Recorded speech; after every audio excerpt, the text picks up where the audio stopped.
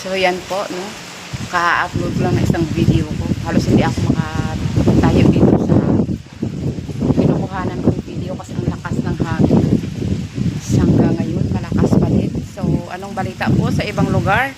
Makaibalita po ako kasi dito po sa amin talagang ang lakas ng ulan at hangin. So, ayun po, habang nagbi-video po ako, tarang madadala ako sa hangin. Grabe talaga.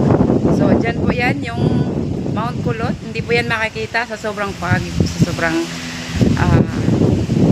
makapal na ulap at saka yung ulan nga po. Yung pinaka-worst lang is ang lakas ng hangin. So, aabot po yan hanggang doon sa kwarto. Mamaya po, basang-basa yung kwarto. So, ayun po, paalala lang po sa lahat, no? Lalo na sa mga affected area sa bagyong Nando. So, balita nga na naging super typhoon na po siya. So, ayun, nababasa yung cellphone ko.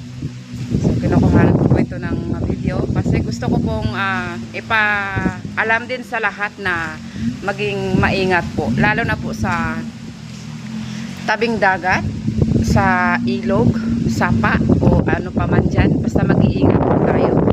Wala naman kung imposible kay God. Mag-pray lang po tayo. So, mula po yan kaninang umaga hanggang ngayon. Actually, kahapon pa, pero hindi ganito. Kasi today talaga yung dineclare na super typhoon po yung bagyong Nando. So, ayan po. Hindi po kita yung andyan banda yung ano, yung Mount Makiling, Mount Kulot, saan pa ba? So, ayan po, hanggang dito na lang po. Update ko po ulit kayo mamaya or maybe tomorrow kasi ayan po yung lakas ng ulan. Naano yung cellphone ko sa ulan.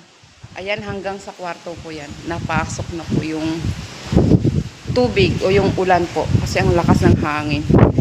So, ayun lang po. Ingat-ingat po tayong lahat.